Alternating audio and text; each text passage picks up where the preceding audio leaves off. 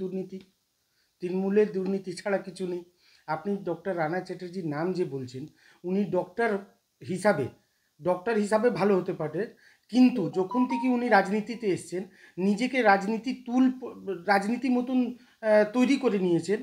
উনার কাছে লোকের কাছে মদে কি, আপনি উনার জুরিডিকশানে দেখুন না কতগুলো ইল্লিগাল বিল্ডিং তৈরি হচ্ছে, মদ উনার কাছে লোকের কাছে পাওয়া যাচ্ছে। মানে কত বড় সাহস কি আমি এমএলএ লোক, তাই আমার বাড়িতে ইল্লিগাল মদ পাওয়া যাচ্ছে, আমি ইল্লিগাল মদ রেখে ওইটা ব্ল্যাক করছি বা যা কিছু করছি, একটা ওইখান থেকে মানে লোককে হুমকি দিয়ে নিজে ব্ল্যাক লেবেল বা পুলিশকে ম্যানেজ করে এই ম্যানেজমেন্টটা করছে কে? যখন এমএলএ সাথে উনি জড়িত আছেন, এমএলএ নিশ্চয়ই এর মধ্যে ইনভলভ আছে।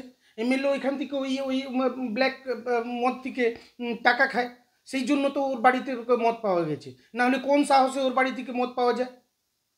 আচ্ছা, 3-4 দিন আগেই সেখানে একটা অনুষ্ঠানের মধ্যে বিধায়ক দেখা যাচ্ছে মাইকে অ্যানাউন্স করছেন যে ওই ছেলেটার নাম নিয়ে, যে খুব ভালো ছেলে, ভদ্র ছেলে, তারপরেই এই রেড। কি মনে করছেন, রাজনৈতিক কোনো বিষয় রয়েছে? দাদা, এইখানে যেটুকু হচ্ছে কি সার্টিফিকেট দিচ্ছেন উনি, আজকে সার্টিফিকেটে প্রমাণটা তো আপনি পেয়ে গেছেন। একজন বিধায়ক সার্টিফিকেট দিচ্ছেন খুব ভালো ছেলে, ওই ভালো ছেলে বাড়ি থেকে 280 বোতল মদ পাওয়া যাচ্ছে। আপনি কি ভাবতে পারছেন কি এর মধ্যে তৃণমূলের ইনভলভমেন্ট নেই? তৃণমূল বা এমএলএ যে রানা চ্যাটার্জি আছেন, উনার ডাইরেক্ট ইনভলভমেন্ট আছে। গোয়েন্দা বিভাগ ইনভেস্টিগেশন করে দেখুক, তার মধ্যে উনারা পাবেন কি doctor Rana Chatterjee directly involve আছে। উনার সহ এইটা উনার সৌজন্যে এইসব ইল্লিগাল কাজগুলো করা হচ্ছে গোটা বালিতে। শুধু চকপাড়া কেন, গোটা বালিতে এইসব ইল্লিগাল, এই ধরনের অনেকগুলো সাট্টা বাজার দেখুন, বিল্ডিং ইল্লিগাল কনস্ট্রাকশন দেখুন, মদ বিক্রেতা দেখুন, ব্ল্যাক মদ দেখুন, এইসব বেড়েই যাচ্ছে।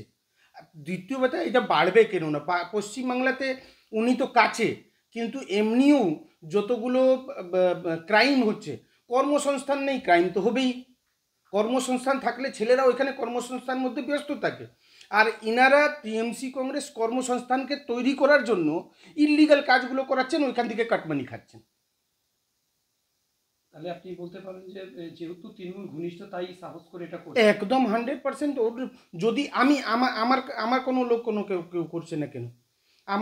আমার বিজেপি থেকে কোনো লোক কেন করতে পারছে না?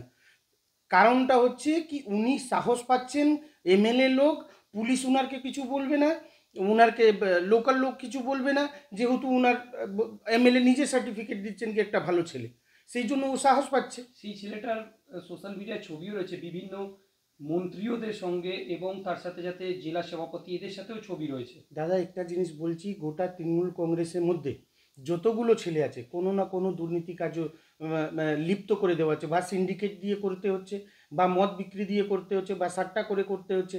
এই কর্মসংস্থা যতক্ষণ আজকে টিএমসি জিতছে কেন, কারণটা হচ্ছে কি কর্মসংস্থার যে ছেলেগুলো ওই ইল্লিগাল টাকাগুলো কামাচ্ছে, গোটাটা বান্ডেল টাকা কামাচ্ছে, ওই টাকা কামানোর জন্য ওরা তৃণমূল কংগ্রেসের জন্য গুন্ডামি করছে, বদমাশি করছে, সব কিছু করছে। সেই জন্য তো ওই ইলিগাল কাজ করে অভ্যস্ত হয়ে গেছে। আজকে দেখুন তো, গোটা পুরো পশ্চিমবাংলায় দেখুন কোথায় ইলিগাল কাজ হচ্ছে না। বম বিস্ফোরণ দেখুন, মদ পাওয়া যাচ্ছে, আর্মস পাওয়া যাচ্ছে, সব কিছু পাওয়া যাচ্ছে। এটা যদি সরকার ইনভলভ না থাকে, রুলিং পার্টি ইনভলভ না থাকে, এইসব করা যায় কোনো দিন? আপনার নাম আর বিনীত পান্ডে, भारतीय जनता पार्टी हावड़ा सदर एग्जीक्यूटिव मेंबर।